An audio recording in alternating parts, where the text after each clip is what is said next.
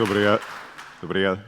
Bom dia a todos. Agradeço à Ana e ao Carlos a apresentação lisonjeira, certamente demais. Eu estou aqui para partilhar convosco algumas ideias e agradeço o convite feito pela 1021 sobre isto. Queria começar por um aspecto de contexto, já que nós estamos a falar dos agentes de inteligência artificial atualmente, e é de algum modo o mote desta reunião, e começar por nós, por os nossos ambientes. Nós estamos habituados e sentimos-nos confortáveis, somos animais terrestres, vivemos bem na Terra, em ambientes que são mais ou menos estruturados ou pouco estruturados, como no campo, ambientes estruturados como em estradas, num ambiente onde passeamos e andamos, num ambientes urbanos que foram construídos por nós. Habituamos-nos, enfim, um bocadinho a andar em ambientes que nos são estranhos, desde a água ou debaixo da água, no ar, podia ter adicionado aqui o espaço, mas nós estamos numa altura em que estamos a contactar, ou começar a contactar, ou já vimos a contactar com ambientes que nos são completamente estranhos. Não é? Este ambiente da tecnologia, das tecnologias da informação e da eletrónica, da informática, não é? Em que nós temos a eletrónica, os bits, as redes, e que nós não andamos por aqui, não é? Mas há qualquer coisa a mexer aqui, e é um domínio onde a IA e os agentes da IA podem prosperar.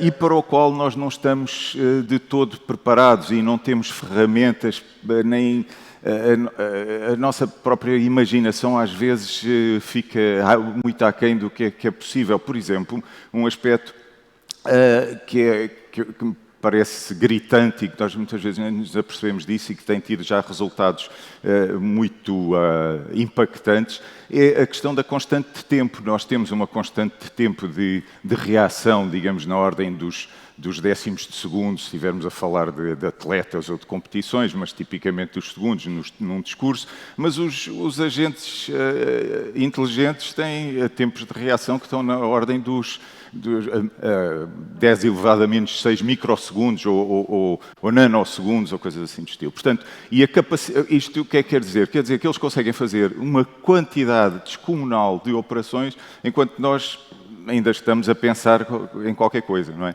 E só esta questão já é muito importante.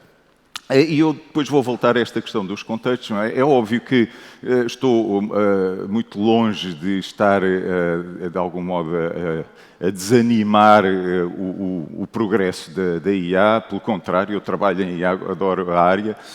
Nós todos sabemos as vantagens, a quantidade de LLMs que atualmente estão aí, que foram, digamos, os responsáveis, porventura, por nós estarmos aqui num evento destes, porque tornaram-se tão populares, toda a gente usa ChatGPT, Gemini e por aí fora, e a IA generativa para fazer desenhos, imagens. Eu presumo que algumas das apresentações que aqui vimos hoje também me parecia ter algumas imagens geradas por aí. Mas gostava também de ir espreitar um pouco o outro lado convosco. Eu acho que todos nós já ouvimos falar em uma ou outra destas coisas que eu vou aqui apresentar, mas gostava talvez de alargar e passarmos todos os que estão aqui, falarmos um bocadinho de cada uma delas. As limitações, em particular dos LLMs, têm muito a ver com a maneira como eles aprendem, que é chamada aprendizagem baseada em dados. Ou seja, eles aprendem com base em dados que existem. E que, como já vimos até nas duas apresentações anteriores, são dados com problemas, não é? Desde problemas muito tecnológicos, no sentido que estão em suportes diferentes e que não se integram, e, portanto, que é difícil de consultar, mas depois com uma série de outros problemas, que é que tipo de informação é que lá está, que é tipicamente informação que nós lá colocamos e que, obviamente, nós, como sociedade, temos problemas que, inclusive, a IA teve o mérito até de, muitas vezes, quando é aplicada, de chamar a atenção de que, olha, há aqui problemas nos dados que vocês me dão e, portanto, apresenta-nos os problemas como resultados de decisões e de afirmações que nós depois achamos muito surpreendentes, mas que na realidade foi daí que decorreram. Eu vou apresentar algumas destas situações que até identifico com os modelos em particular, mas queria chamar a atenção porque viram a quantidade de modelos de LLMs que há, mas todos eles, se não têm exatamente isto, têm qualquer problema do mesmo tipo. Um dos aspectos pelo qual queria começar, nós achamos que os LLMs são tão poderosos, mas vocês têm a noção que eles não sabem contar. É uma coisa que parece estranho, não é? Como é que nós estamos a achar o hiper-super atual da inteligência artificial, não sabem contar. Eu tenho muita dificuldade em contar, não é? E porquê? Porque, de facto, eles aprendem por experiência, naquilo não está integrado nada de matemática neles, não há nenhum ensinamento de matemática. Este exemplo que aqui está, que está em português, é o único slide que tenho aqui, este e o seguinte, que está em português, mas penso que todos entenderão português aqui, pelo menos toda a gente está a falar em português. Portanto, isto tem a ver com um problema que um colega meu me apresentou outro dia, que ele precisava de gerar passwords para os novos alunos que entram na universidade, quando são colocados, e ele queria umas passwords temporárias, não queria nada de muito sofisticado, e pensou em coisas simples para os alunos também poderem decorar, para a gente não estar com aquelas passwords de 20 caracteres com os X, Y e pontos de exclamação, que ninguém percebe o que é aquilo e ninguém decora, acaba por escrever no papel, deixar por aí. Bom, e então ele fez este prompt para um LLM, e eu depois apliquei, ele não usou o DeepSeek, eu até lhe disse, olha, experimenta com o DeepSeek. E ele disse, experimenta tu e não sei o quê. E eu pedi-lhe o prompt e pus, podes dar uma lista de 53 palavras portuguesas, sem acentos, que não sejam ofensivas e que tenham 8 caracteres. Pus isto e ele, resposta do DeepSeek, claro, muito entusiasta, aqui está uma lista de 53 palavras portuguesas, sem acentos, não ofensivas e com exatamente 8 caracteres. O sublinhado é meu. Agora reparem o que é que apareceu, não é? E eu, enfim, queria começar por dizer, ele contou bem até aos 53. Eu estava a dizer mal da contagem dele, mas de facto ele apresentou-me 53 palavras. Não apresento todas, mas garanto-vos que a lista tem os problemas que aparecem nas outras, é mais ou menos o que aparece aqui nas primeiras 14, e que, se virem, temos aqui duas palavras que a maior é com 11 caracteres, a menor é com 7 caracteres, há ali mais duas com 9 que estão ali a cinzento, e reparem que ele depois ainda tem a lata, digamos assim, de remover os diacríticos, acentos e cedilhas, etc. As palavras para elas, de facto, nenhuma delas tem. Não sei se foi uma manobra esperta dele, se foi qualquer coisa, mas estas palavras não existem em português tal como aqui estão. Há outras que poderão existir sem acentuação. E reparem, caímos no problema, na situação das alucinações. Portanto, como é que um sistema é capaz de dizer, e sublinho, exatamente 8 caracteres e apresenta palavras que vão desde 7 até 11, não é? Portanto, isto é uma coisa demasiado evidente e que nos salta aos olhos, mas eu só quero chamar a atenção, se o sistema é capaz de fazer este tipo de coisas com uma coisa tão simples, em algo mais complicado, que nós poderemos ter alguma dificuldade em confrontar ou ir averiguar, a coisa pode ser mais complicada.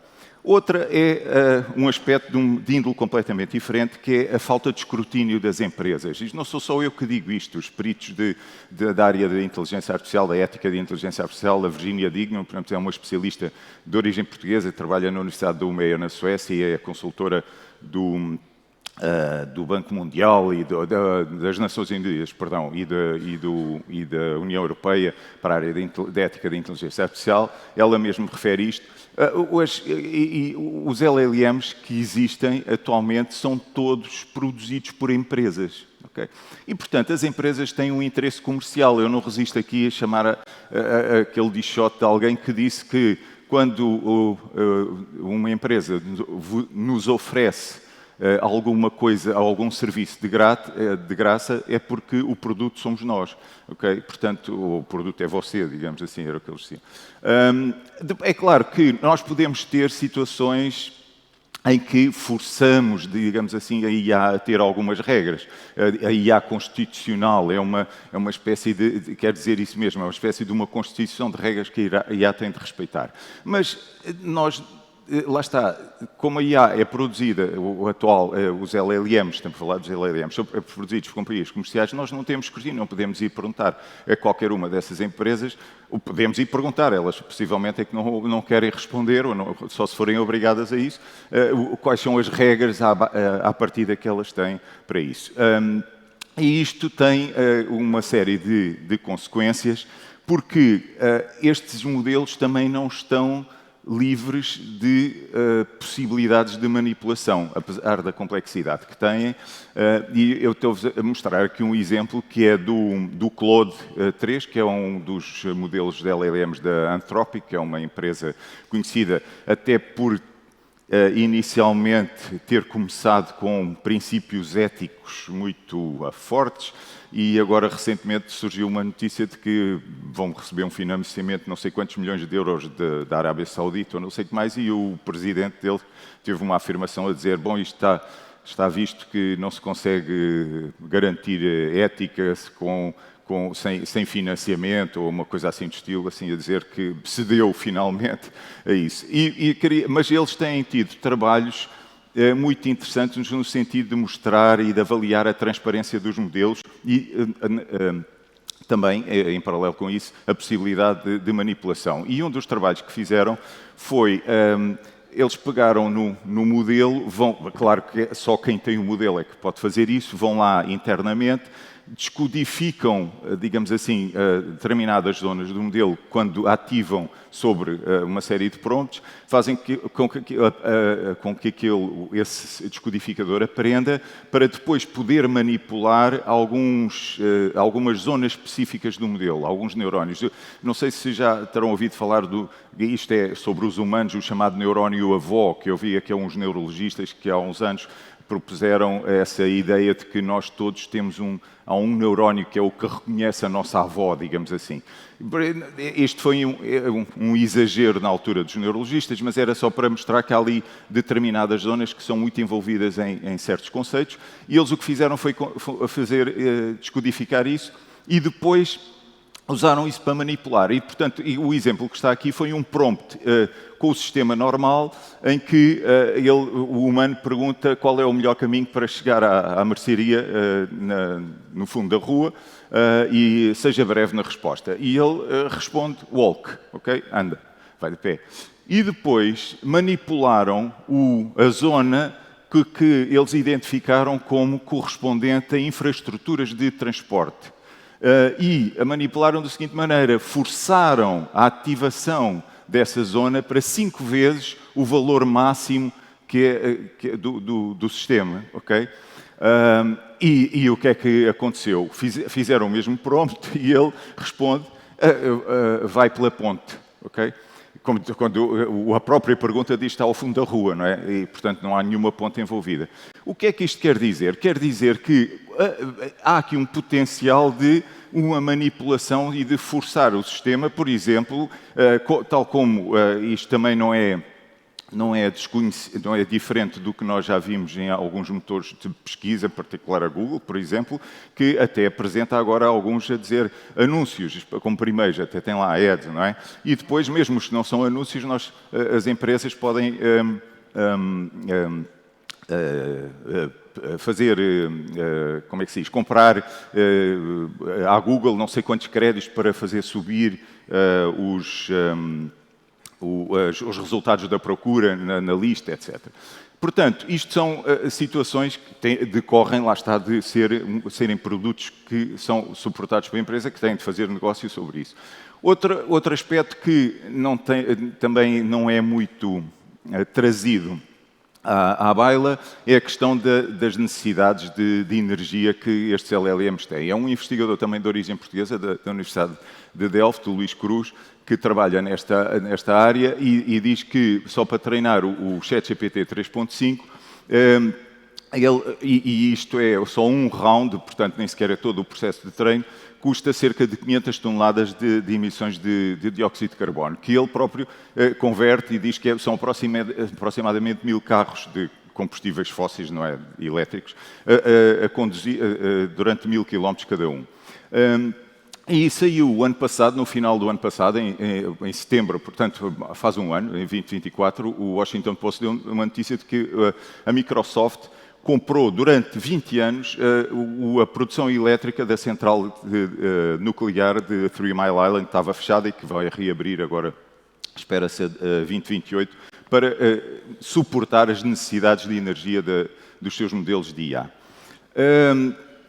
Outro aspecto é o empobrecimento de um sistema de um sistema, eu diria, de um conjunto de sistemas que se baseie numa única fonte de conhecimento. Se nós todos passarmos a recorrer aos agentes de IA como a fonte de ensinamento, isto também é uma coisa que eu digo aos meus alunos, mas eles sabem bem o que é que usam, mas eu já volto a isso.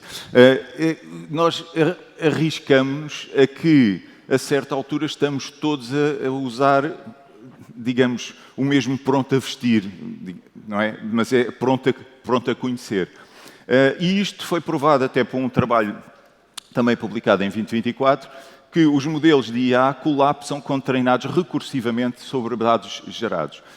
Aqui forçaram isso, ou seja, os próprios modelos de IA geram os dados e depois são treinados com esses modelos e por aí fora. Tudo bem, nós podemos dizer, ok, é só IA. Não, mas agora se nós temos os humanos. Mas então isso dos humanos, a única coisa que fazem é usar os modelos de IA. No fundo, em vez do ciclo ser assim, é um ciclo um bocadinho maior, mas que envolve exatamente o mesmo tipo de comportamentos. Portanto, há aqui esse risco que nós também temos. E que já se verifica até, lá está, na tecnologia, há muitos analistas culturais, por exemplo, a dizer que há um empobrecimento e até algumas pessoas individuais, não são profissionais, que pela utilização destes software de partilhas de vídeos e de músicas, etc., de filmes, que as pessoas acabam por ficar mais confinadas às suas preferências e não sei o que mais, a pessoa acaba por não conseguir explorar o que faria normalmente numa situação diversa em que houve rádio, que houve isto ou aquilo e que é exposta de vez em quando a músicas que não são necessariamente, ou músicas ou filmes, não são necessariamente a sua preferência.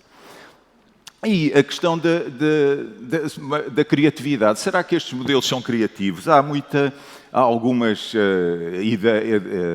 evidências que não serão. Eu estou aqui a mostrar agora um exemplo que fui eu que quis gerar. Aqui há uns tempos não tenho jeito nenhum para desenhar e estávamos a escrever um artigo e eu queria dar um exemplo de utilização de uma ferramenta, por acaso era para ilustrar a utilização da IA, uma má utilização, ou seja, termos uma ferramenta e utilizar uma mal. E lembrei-me de pedir à IA para criar uma imagem de alguém agarrar num martelo pela cabeça do martelo para martelar com o cabo. Estão a ver? Portanto, achei que era um bom exemplo de má utilização da ferramenta. E pedi para dar um desenho de um martelo e uma mão que não estivesse a agarrar o martelo. Isto já depois de não conseguir, isto já foi depois de muitas tentativas frustradas, e ele deu esta imagem. Para já é evidente que, em vez de dar uma mão, ele dá duas, e depois há aqui uns pormenores de desenho, por exemplo, esta curvatura do polegar, eu desafio algum de vocês a conseguir fazer aquilo, obviamente só se a pessoa tivesse o polegar partido. Depois tem ali uma mão com 5 dedos e a outra tem 4, não sei porquê, mais um traço em baixo que não se sabe o que é que refere. Mas tudo bem, tem um martelo, tem a mão, até poderia desculpar isto, é um modelo de IA, tudo bem. Mas depois pedi, isto já tinha pedido, para desenhar uma mão a agarrar a cabeça do martelo. E ele apresenta-me isto, que é a mão a agarrar o cabo do martelo, não é? E depois eu pensei, bom, então vou experimentar, será que ele não sabe o que é a cabeça do martelo? Pensei, olha, uma mão só a agarrar a cabeça do martelo, mas sem o cabo. E ele até apresentou uma imagem, bem, eu disse, temos esperança agora tentar o cabo, mas não consegui que ele juntasse o cabo a isto, e portanto eu fiquei na dúvida se ele conseguia ter criatividade. E no meio destes processos eu, por exemplo, pedi uma coisa que foi uma asneira, e que escrevi isto, desenho um martelo, a cabeça de um martelo agarrada pela cabeça, que obviamente em termos de inglês não faz muito sentido, em português, não é? E ele, claro, aqui até se esforçou e teve ali... Bom, é difícil imaginar uma cabeça de martelo que se pode se assegurar a si próprio, mas aqui está uma tentativa de visualizar. Eu até fiquei surpreendido. E reparem, eu até diria que não podemos dizer que a IA não é criativa, até mas foi bastante criativa. E eu olho para isto e até fiquei surpreendido quase de ir a uma loja de ferragens e não encontrar lá isto. Parece-me uma coisa que podia ser perfeitamente utilizável. Bom, mas, dito isto, a IA não são só LLMs, felizmente. Já diria que muita da IA atualmente é sobretudo aprendizagem profunda, mas não necessariamente LLMs. E queria dar aqui alguns exemplos, bom, para além daqueles já conhecidos do AlphaGo, o AlphaZero, etc., e o MuseZero, que são jogadores de tabuleiro com capacidades sobre-humanas, aí até de jogos de vídeo, daqueles jogos da Atari. Recentemente, portanto, no final do ano passado, tivemos os prémios Nobel da Física e da Química. O da Física foi sobre os modelos usados em IA, para o Winton, mas o da Química são de ferramentas de IA que foram utilizadas para fazer descobertas fundamentais no campo da Química. Um deles é um método de optimização de Monte Carlo, que é uma das áreas também relacionada com a IA, a otimização, e o outro é o AlphaFold, que usa Deep Learning, a aprendizagem profunda, e transformadores que também estão na base dos LLM, mas ele não usa LLMs, para fazer previsão da estrutura de proteínas. Na realidade, só para acabar este e mais outro slide, a própria IA, os próprios LLMs sabem as suas limitações. Isso é que é o curioso. Isto foi para preparar esta apresentação. Resolvi dizer, olha, mostra-me lá um exemplo, também pedi ao DeepSeek, um exemplo em que tenhas alucinado. E ele põe-se para ali com um grande discurso, assim, a falar de um LLM genérico. Sabes, um LLM pode alucinar, assim senhor, e tal, fazer isto e não sei o quê, E depois acabou a dizer assim, como é que você pode evitar ser enganado pelo LLM? E repare, isto está tudo lá. Ele responde certinho. Seja cético das coisas muito específicas, especialmente nomes, dados e números e citações. Não é? Faça a verificação cruzada deles. Não é? Eles próprios, muitas vezes, o Gemini até diz, faça uma procura no Google também para confirmar isto que eu digo, etc. Procure palavras weasel, são palavras que podem, escorregadias, digamos. Por exemplo, frases como é largamente apreciado como, ou algumas fontes dizem, ou é frequentemente reportado que, são coisas assim vagas que podem indicar que eles não têm uma fonte sólida.